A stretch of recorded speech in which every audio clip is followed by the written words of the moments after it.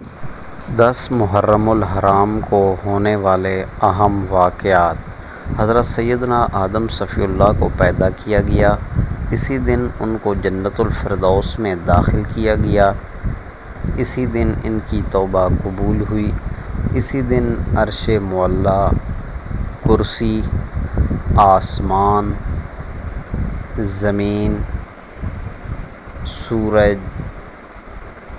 چاند اور ستاروں کو پیدا کیا گیا، اور جنت کو بھی اسی دن پیدا کیا گیا۔ حضرت ابراہیم علیہ السلام کی پیدائش بھی 10 محرم الحرام کو ہوئی، اور انہیں آگ سے نجات بھی 10 محرم الحرام کو ملی۔ حضرت موسیٰ کلیم اللہ اور آپ کی امت کو فرعون سے نجات بھی 10 محرم الحرام کو ملی اور فرعون کو غرق کر دیا گیا۔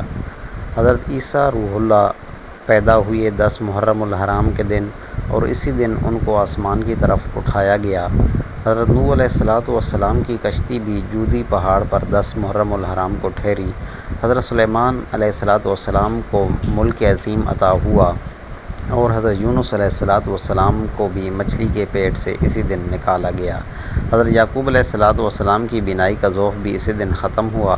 حضرت یوسف علیہ السلام کو بھی کنویں سے اسی دن نکالا گیا۔ حضرت ایوب کی بیماری بھی اسی دن ختم ہوئی، اور آسمان سے زمین پر پہلی بارش بھی اسی دن برسی۔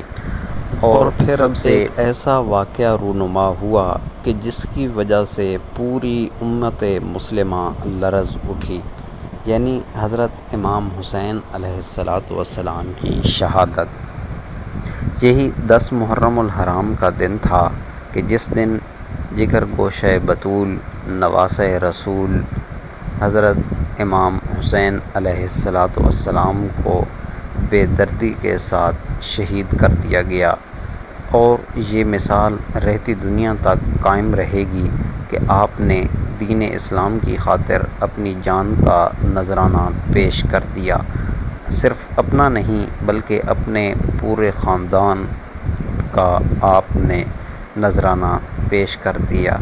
اللہ رب العزت سے دعا ہے کہ اللہ رب العزت ہمارے ان چند ٹوٹے پھوٹے الفاظ کو قبول و منظور فرمائے، اور ہمیں راہ راست پر چلنے کی توفیق نصیب فرمائے۔